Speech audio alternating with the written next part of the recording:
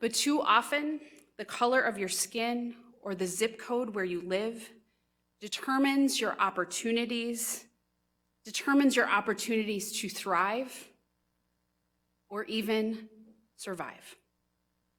But we can change that right now. This morning, I had a conversation along with the governor with Valerie Castile, the mother of Philando Castile. And what she said to me and to us shook me to my core. She said, God gave you Philando, but Philando wasn't enough. And now God has given you George Floyd.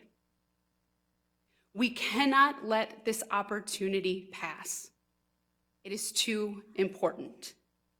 We will not Minnesota nice our way out of the situation we find ourselves in. This requires bold action. Special sessions have become not so special in that they are a regular occurrence in the cycle of Minnesota politics. But what's before us in this moment is not business as usual. It is an extraordinary opportunity in an unprecedented moment. We must work with Black and Brown communities to pass meaningful changes to public safety and criminal justice systems. We must rebuild an economy that lifts up all Minnesotans, especially people of color and those in greater Minnesota, whose economic well-being and businesses has been hit the hardest. We must follow our Black, Indigenous, and people of color, the leaders who've been doing this work for generations and on the front lines, who have been continuously bringing solutions, but have not yet been truly heard. The entire world is watching Minnesota. They're watching what happens next. After the charges are filed, after the demonstrations end, and as folks desire to return to normal, will anything change? Normal was not working for people of color. This requires systemic change.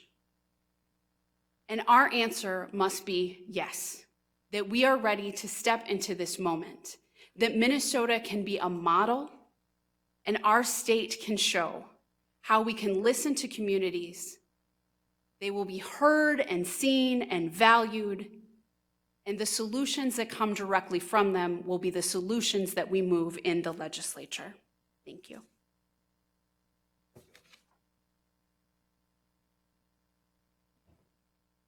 With that, the Lieutenant Governor and I are, and we have the Commissioner Harrington here, and we have Myron Franz here from MMB to talk about what's next. So,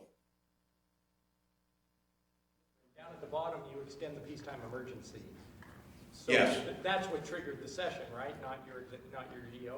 Yes. Well, we are extending the emergency. The emergency is still upon us, and again, Minnesota law is vague on a peacetime emergency extending beyond 30 days.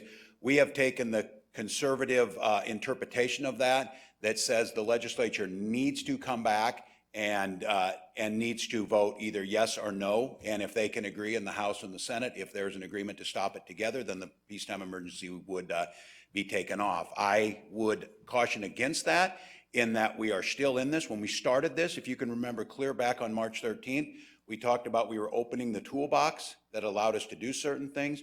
Those certain things are to allow us to use the National Guard to test at sites across the state.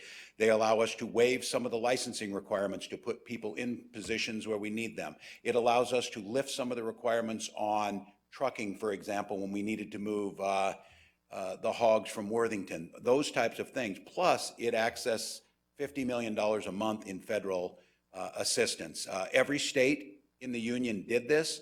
Well over 40 of them are still in this. I spoke with Midwestern governors, Republican and Democrats last night, Indiana, Ohio, Michigan, Wisconsin, and myself. all are in this situation and all are keeping their peacetime emergencies in place because it allows procurement to move faster, because otherwise we would be back with the sealed bid process. It would take us 90 days to get masks in the regular order. And if we end up in a situation like Arizona where we need to react quickly, we think it makes sense. But that is right, and then to finish the unfinished business. Yes? Governor, Senator Gazelka said something that sounded rather sensible, that these once-in-a-generation changes take time. It's going to require hearings. It's going to take, work. Were you signaling a moment ago when you said that we were going to keep on going until we get this done? Are you saying you have all the time you need? We're going to have a session that lasts as long as it takes to get that work done? Yes, I think we should get it done. And saying that these take time, these ideas have been around for generations. These ideas were in our criminal justice reform bills last year that never got any hearings. So the idea that all of a sudden, oh, this just sprung upon us and we had no ideas that we should ban chokeholds, that's been out there for a long time. This is the point where what fueled the rage on the streets was this idea that we'll just wait till there's a better time to fix this, or this is going to. I'm not saying we need to rush headlong, and I'm not saying all this is going to happen overnight, because let's be very clear. Police reform and police accountability is one piece of this. Educational reform and opportunity gaps is another. Inequities in healthcare is another. Inequities in how we do procurement in state government for people is another thing, as well as all of this other. But the idea to say that we're going to wait, why would they believe we would wait and get it done? We didn't get anything done during the regular session, and I think it grinds down. I think now what makes the legislature work is leverage, and there's leverage on the street, and we can get this right. There's smart people who have worked on these. They've worked in other towns. Commissioner Harrington himself has spent a ton of time in Camden, New Jersey, across the country, looking at different models, both in that. We're looking at different models of education. So I would encourage them, let's get as much done as we can. Let's not believe this is too hard and push it off. Tom? Governor, what do you say to the Minnesotans who say the representatives closest to them, their senators and House members, have no say in a lot of the things you're doing, especially with the economy? They feel like they've become voiceless in this process as the emergency powers continue to get extended month after month. Yeah, well, I don't think that's certainly true. It's not. And the other thing is all of the authority under the emergency that there was granted by the legislature and state law, and that has been upheld in the courts. I, more than anything, would have to tell you, and I talking to other governors, I want to figure out how we unwind and get this back to a regular order workings. But the fact of the matter is, all 50 states and the national government have a situation in place that recognize the regular order will move too slow in an emergency situation. I am more than willing, and now one of the things is we've been having this conversation about the local aid, the Corona Relief Fund, and 45% of this, $667 million, I thought we should have got that out during the regular session. We're debating how that should be done.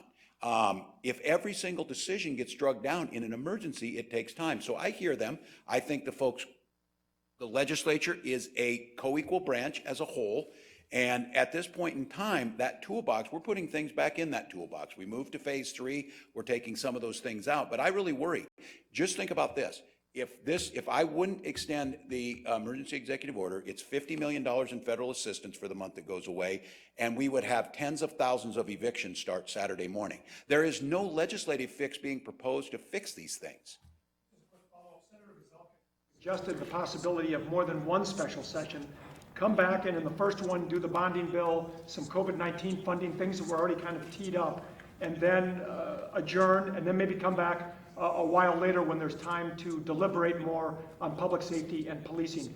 Would you be open to that kind of scenario, since they I don't want decide to call when the they National Guard back to the streets here, because I think that's what would end up happening if we don't address this. I think the sense of urgency around those, I think we can multitask.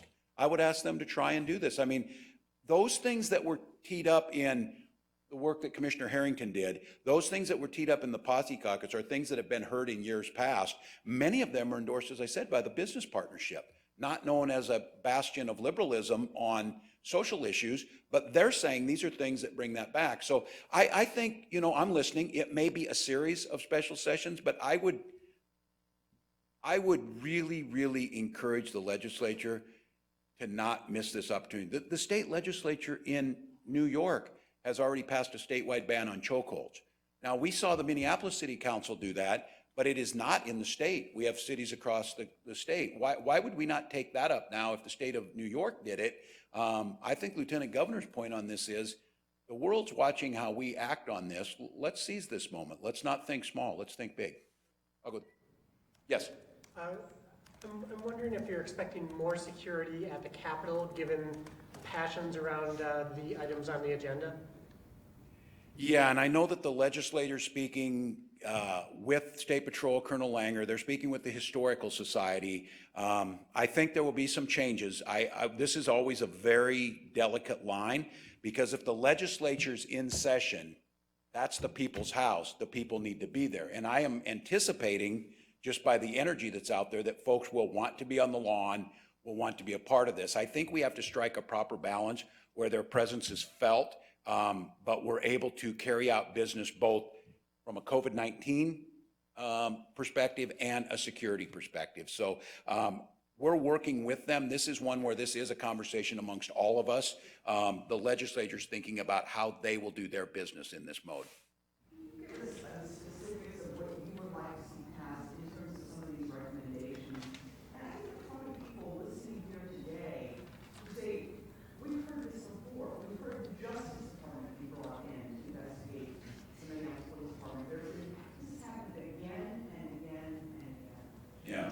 What I would say on that is you saw this last week, we took an unprecedented step. The Minnesota Department of Human Rights under Commissioner Lucero brought the commissioner's charge of discrimination against the Minneapolis Police Department. That charge was embraced by the city council and the mayor. They sat down and there was a list of things we wanted to see in the short run. They started doing that. That was the chokehold ban and some of those things. The Posse Caucus, the People of Color and Indigenous Caucus, as long and in conjunction with the work that Commissioner Harrington and Attorney General Ellison, they put forward a set of things. We are not bringing administrative proposals because I think Esme's point is right on this. They've heard some of this, and this idea that legislative leaders are going to step in with their proposals. This is going to have the momentum of the community behind it, and many of those proposals that the Posse Caucus is bringing up, we're supporting that. We're supporting that slate of legislative proposals. Proposed 22 different changes. And maybe you have some others. What is your top agenda item as far as police accountability, criminal justice? What would make the special session a success if that gets done? Well, I think the use of force pieces in there have to be the first one. I think we have to tackle what scares people the most. The chokehold piece, how we redefine use of force, some of the training that goes behind that, and then the accountability. How are you going to be able to account for it? How are you going to be able to tell what are reports that are done?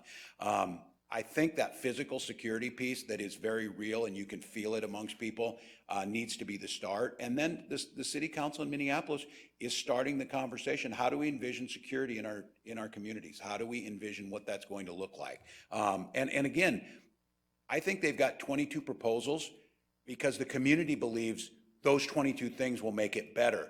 I hope we don't approach this session and say, well, we'll give you 6 and then we'll trade you for this. I don't think they're really in a trading mode on this. Again, I would go back to, this is about these proposals have been thought out, they've been tried elsewhere, and we think they're effective.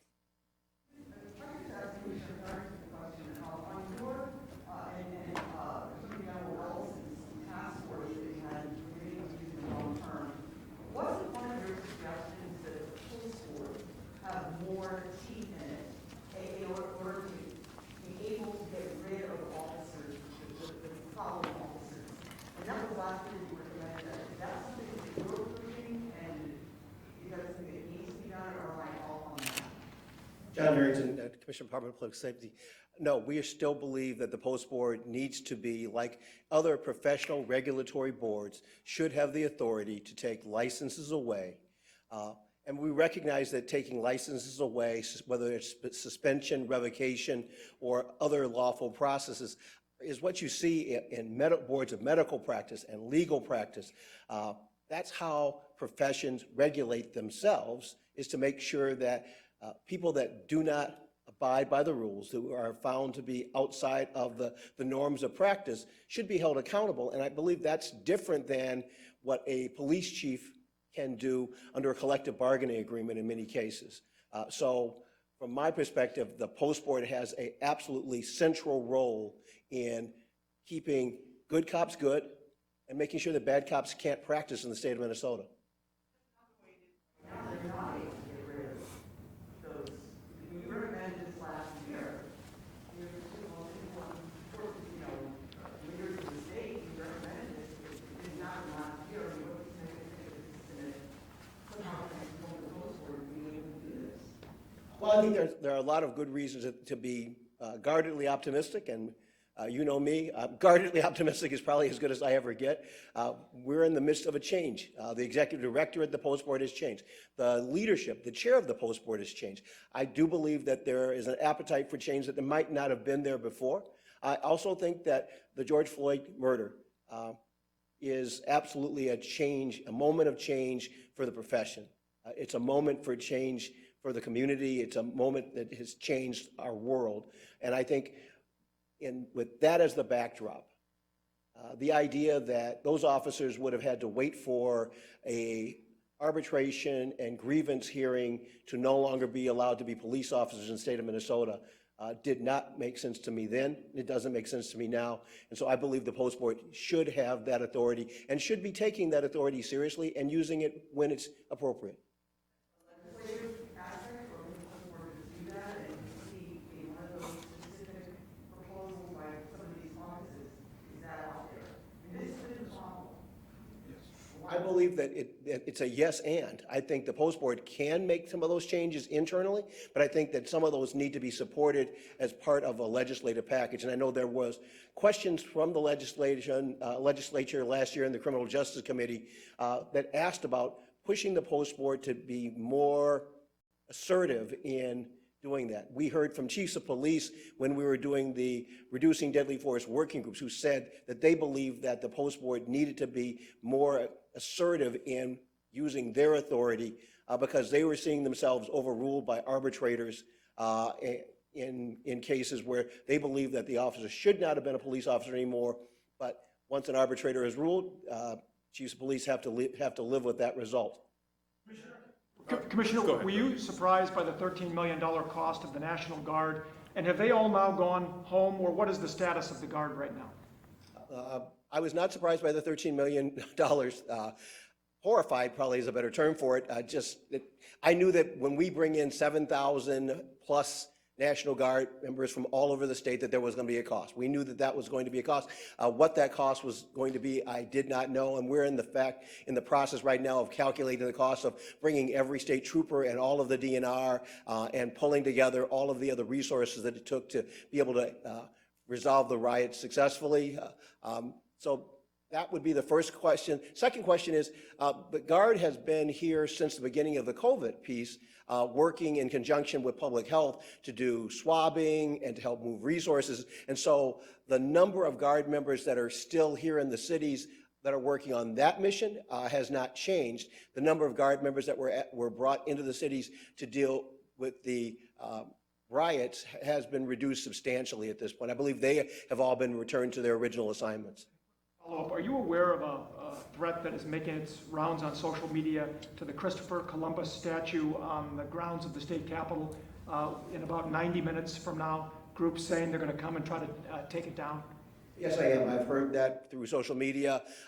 Colonel Langer and his staff plan to be out there to meet with the groups, to explain to them the process that is already in existence for if you want to have a statue or you want to have something removed from the Capitol grounds. There is a lawful process for doing that. And we will be out there to meet with them to have that conversation about if this is something that the community wants and the legislature agrees with and all the parties that have to be part to that decision, then there is a lawful process to do that. But we plan to be out there to meet with them this afternoon.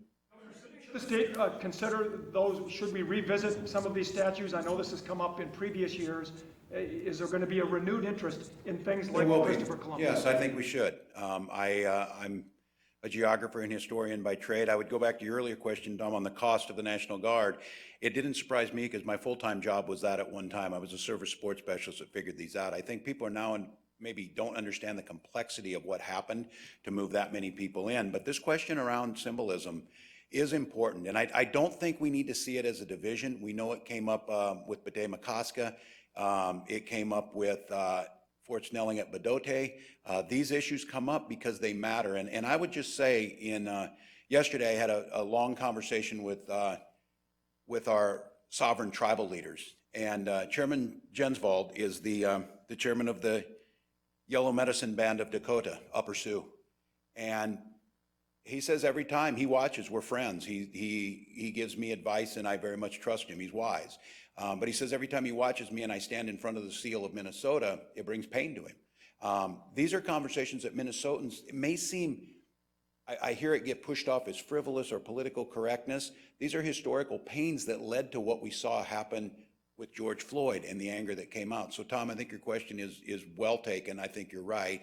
I think it's going to be hard. These are the types of things that can inflame emotion. But again, you're hearing everybody up here say it, and you're people on the streets. Our emotions are inflamed pretty well. Now we better start having those honest conversations. I missed you, Jesse. Sorry, and then I'll go back.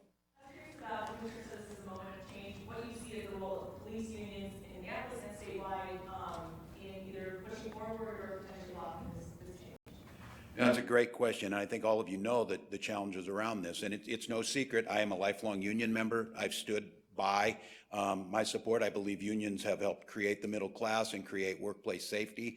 But I also know that unions, when they're working right, would have been a union there to protect George Floyd, not to protect a police officer who went rogue. And I think it's going to be important for those of us who are union and supportive of it and see the value of them to stand up and say we cannot craft situations that shield inappropriate behaviors or the inability to be able to move people. And I know this is scary talk. If you're a union member, when you're talking about collective bargaining agreements, when you're talking about arbitration, some of those things, these are the core that holds things together.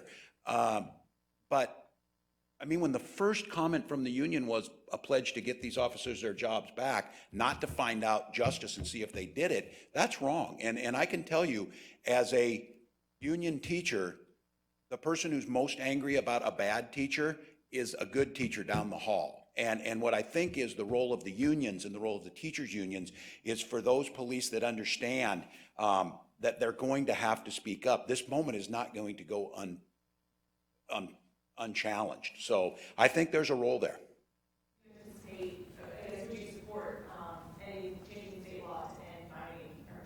I think we have to look at it, and I am willing to say, and you've heard me say this many times, and I think it gets me in trouble, but I think it's an honest way to answer things is we have to be prepared to put every solution on the table and debate them that way, even though that starts to challenge us. And I know there's folks that when they hear that, they're like, well, what is that going to do to us? We're speaking specifically around police and police unions. So I do think if there's things that state law is holding up from fixing the problem and has leading to more of what we saw 2 weeks ago on the streets of Minneapolis, then we do have to fix that. Yes. Actually, I have two questions, and I hope you'll permit me a latitude. One's off topic, one's on topic, and it's for Commissioner Harrington. Sure. Let me ask the off topic one. I don't want to run out of time. Sure. The Supreme Court ruled that the Sick and Safe Leave Act is absolutely fine. Yes. The city can go ahead with it. That's going to open the door to at least 137 charter cities looking very seriously at this. The problem that the Republicans have had is the idea of a patchwork. Is it incumbent now on the legislature to have a unified statute that deals with this? Is it time to make that happen? That's my Yes. first question. From our administration's perspective, yes. Safe and sick time is something that we advocated for before we were given the privilege of this job. It is something that the Lieutenant Governor made a passion about, and she and I have talked extensively about this issue. I think now is the time, and we especially saw it during a pandemic of why it makes sense. It is now supported by the Supreme Court. I do think the business community's fear of a patchwork of regulations is a legitimate concern. I simply take a very strong position of not preempting local authority when you can help it. But we know that when these patchworks get, or when you see what's happening in COVID-19, it helps if we have a unified strategy. So yes. Thank you. Commissioner Harrington, on the use of force, I've not seen the language as codified, but I had Chair Mariani describe for me what he wants to do to change statute on the use of force. And part of the language he wants to add is that the factors of, how did he put it, that a person's humanity and their human rights and the sanctity of life would be part of the determination. You've been a police chief. How would that work? Is that a practical addition to the statute? Not only practical, it's already in application in Camden. And it's been an application in a lot of, I can't say a lot of different departments, it's been an application in several other departments. It was part of our working group recommendations that every department should, at its core, state that the sanctity of life is a fundamental premise that we use force around. And I'll give you the example. I'll try and keep it to a short example. There's a film piece that I saw when I was in Camden. There's a man with a knife, walks into a little pizza store at night. He slashes at a couple people in the pizza store and then runs out the door. In most departments around the country, if you're within 20 feet of that, you would have ended that with a gunshot. In Camden, what they did is they surrounded him with cops, with tasers. They made sure that no members of the public could be harmed by him. They got him into a position where they could take him to the ground successfully without killing him. Because sanctity of life means that if there is any way possible to end a situation without anyone getting killed, then that's what you should do. And I think that is a moral statement, it's a value statement, and it's a statement not made by some little bitty department. Anybody that knows Camden and knows New Jersey knows that Camden is not a little town, and it was not a safe town. It has seen one of the most dramatic reductions in use of force, and it's seen one of the most dramatic reductions in crime since they took that premise and began not just talking about it, but training to it.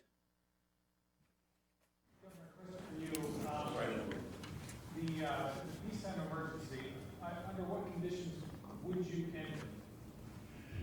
I think what we're looking at, the question on the peacetime emergency is looking at where the trajectory of the pandemic is at, where the sense of confidence of that we have got this, where we feel that it's controlled in the long run. I think when we feel like the supplies are there, and I'm asking, and this was a question I asked the other governors, they're all having a hard time figuring out how they unwind this too.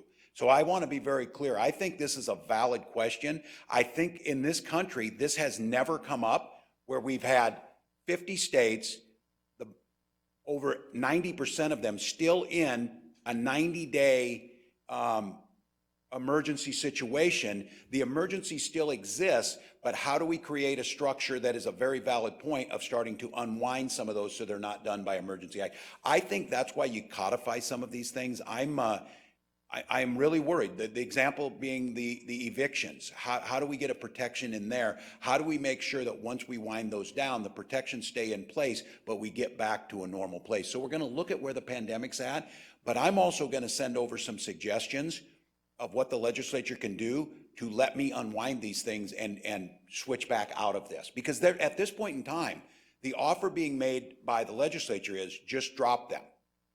The hospital association says don't ever do that right now. The medical association, the nurses, all the people who are front line in this say don't do it. And everything that's coming over to me is saying drop them without a safety net in there. The question that needs to be asked, if the legislatures are saying, and if they vote Friday, which I think they probably will, to vote to either take them, the emergency, to keep the emergency powers in place or to pull them back, there should be a responsibility to ask them, how are you going to do the testing? What happens about the $50 million in federal aid? What are you going to do about all the waivers that were given that were being asked for to be able to deliver services quicker? What happens in that if that system collapses underneath because it was only through emergency powers and that's the way it was structured? So I want to know, and I don't think anyone, again, there is no one yet has figured out how do you do that. So I have one in the back, yeah. Go ahead, you. Both of you, we've got time yet. Governor, what kind of projects do you want to see added to the bonding bill that specifically address the damage that happened during the unrest in the last 2 weeks? Yeah, this is one working with the community on the bonding bill. I think we have a robust bonding bill. I don't think that changes. What I don't think we should do, and again, Myron could talk about some of the financial numbers that are coming out, bonding is a smart financial move at a time of low interest rates. It's a smart financial move at a time of recession. We have the capacity to service that. So what I don't want is I don't want to see us pulling projects that we're already on here, but I don't want us to see us ignoring what needs to be done. There are certainly some infrastructure projects that need to be done, that public infrastructure that we can bond for. And the questions we're asking, and I asked Myron, and he brought this up, working with local leaders to come up with creative ways we can do this. We can't general obligation bond a private business. But is there a way that the communities can set up something, some type of structure that would allow the state to help? Because again, all of you who are out there hearing this, the fear is that the rebuilding will leave the community out of this, gentrification will happen, and these generational wealth that was in these communities will be lost, and we will be set back decades already being so far behind. So I'm asking us to be as creative as possible to figure out, are there ways that we can help? Peter? Talking about winding this thing down, and you're looking for examples. You could look just to the east, and you see Wisconsin that has not had any emergency powers since the middle of May, and as of now, their outcomes are better than Minnesota's. I would disagree with you on that, and I would ask you to talk to the governor of Wisconsin too on some of that. The issues around the pandemic, I think comparing apples to apples among states of where they're at and how things go is one thing. But I think Governor Evers would disagree with you on some of the economics that are going to come out of this, how they are going to rectify their state budget. We spoke last night pretty extensively about this. I think this idea that, again, I hope there's some ownership around this, whether it was King's College or whether it was Drexler or whether it was University of California at Berkeley. There is little doubt in this that stay-at-home orders saved lives. Now, the differences of where they're at, that may be debatable, but I think the unwinding of these powers and the unilateral action by the Supreme Court to strip Governor Evers of that is going to have residual problems that I think we can do a better job of. So I will just say this, that I am not going to support the Minnesota Supreme Court stripping these away. I would say that I'd like to work with the legislature, and I'll send them over some things, because again, I would just candidly, there wasn't a governor on the call today and there were 30 some on there. No one wants to have all of this. No one wants to have this be the way to do it, but it is simply, in a democracy, it's the necessity of it. Just the procurement scares me, and that's some of the problem that they're having. And I would caution everyone thinking that, again, Arizona and 18 other states are an example of this. The states that were open by the end of April are now closing again because of the way this is starting to happen. And that is not a judgment or a value statement to them. They made a different approach to it, and now there's going to be repercussions of it. I still think if we can glide path this thing the way we're doing, we're as aggressive, and I think this gets lost in this. We are more open in restaurants than Texas. We are more open than Indiana, places in that. So the state of Minnesota, in terms of opening, yeah, maybe states around where you saw Wisconsin because they brought it down. You saw South Dakota that didn't do a whole lot in the first place on stay-at-homes. There is a difference there. Tom? It's Go ahead, go follow up. I actually want to put the Commissioner Sure. Grants to work. Are there budgetary things that are there budgetary things you need from this session related to COVID that you need them to do, or do you have all the money you need from the CARES Act and all the authority you need from the CARES Act, and you really don't need them to do anything this session? Well, as we've said all along, we've been working with the legislature to try to come up with programs and projects to authorize from the legislative process through the Coronavirus Relief Fund, and the local distribution is one of them. The grants to small businesses is another one. But we've been working on that for 5, 6, 7, 8 weeks. I don't know how long. So the point is that we have repeatedly gone to the legislature and said, how can we work together to get the appropriation out of this federal fund, to get the money to local small businesses, to get to local units of government, to get the testing money out there. But we're at a point now that we really need the legislature to take action this coming week or next week, because we're in the middle of an emergency and the money needs to be out there now. And so there is a point that we have the authorization to spend the money through the Legislative Advisory Commission process, but we're trying to work with the legislature to use that as the primary method to get the money out. I have a quick question for you as well, and then one for the governor. Any update on the budget since a month ago when we had a $2.4 billion deficit? Do you have more numbers that you can look at as you go into a special session? I always have more numbers, right? That's my job. So as you, today we released the revenue report for May. And for those of you who saw it, very, very small difference in our projection on May 5th to right now. So the revenues are holding fairly close to what we thought they would when we did our budget projection update on May 5th. So that's the good news, is it seems to be, the pattern seems to be holding. Now we're seeing some erosion of the economic outlook on a negative basis. Our consultants, IHS, have downgraded the overall GDP growth to now a negative 0.8% this year for 2020. They started off in April at 5.4%. So the fact that we're holding steady with revenue is a good sign, but we're still a little early in the process.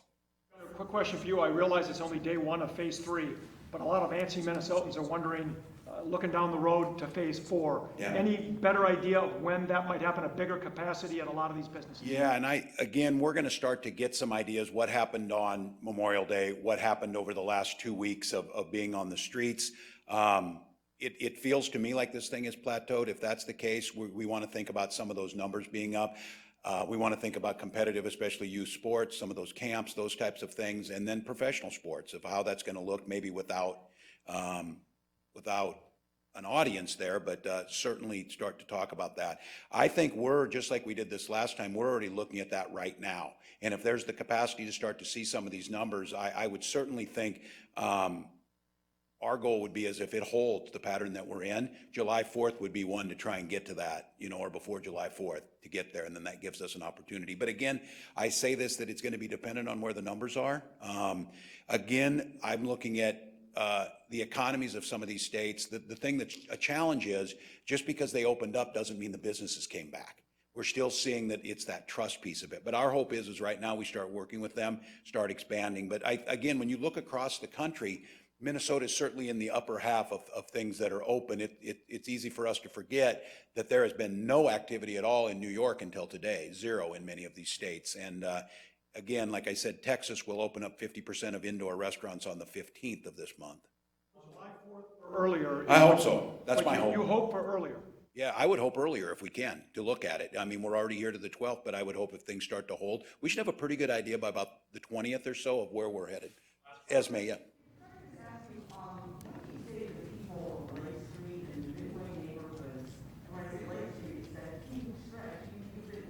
Yeah. Yes. What's the plan? Where's all the come from? Body money can be used. I mean, I think people want to hear some specific. Well, that's where the legislature, we're going to have to figure this out. And I am not convinced bonding money can't yet. If way to figure this out, we're asking people to be creative. But from philanthropy, from the community themselves, there's a strong desire to come back. I was down there with, I was with Chris Montana, who has Denord, the distillery. And he said he's a young guy. He was super excited when he started his business. He said he's more encouraged now to come back. But one of the cautions he gave me, and I do worry about this is where we're going to need a lot of help. He talked about how undercapitalized all these businesses were, and that it usually costs about $1 million to open a distillery. He was able to figure it out and be successful, he said, on about $60,000. So we've got some really great entrepreneurs.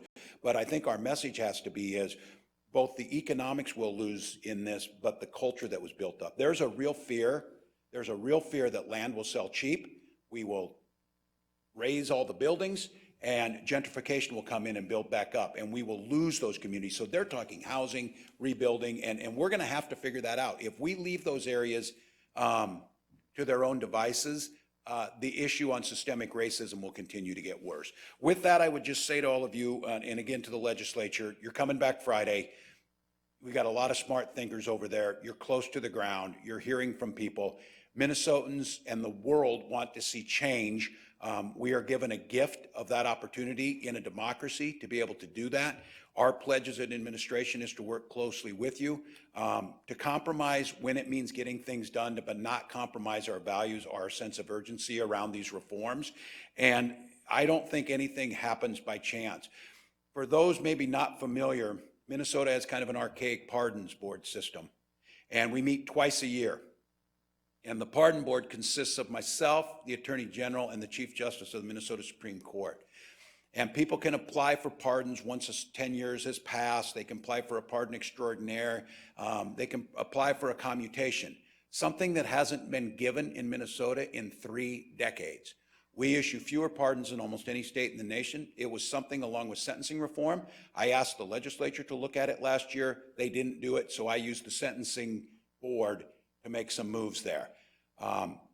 So Friday, we will meet. I would encourage all of you, it's usually in person, it will be on Facebook Live, to watch this. You will see the pain of humanity. You will see the attempts at redemption. You will see the state sovereign opportunity to grant clemency, to grant reprieve for people. It is powerful. It is heart-wrenching. You will cry when you watch some of these stories. You will be angry when you watch some of these stories. But this Friday, something for the first time in Minnesota's history is going to happen. For many, many years, there have been people that understood what happened 100 years ago this coming Monday in Duluth, Minnesota was a stain on this state.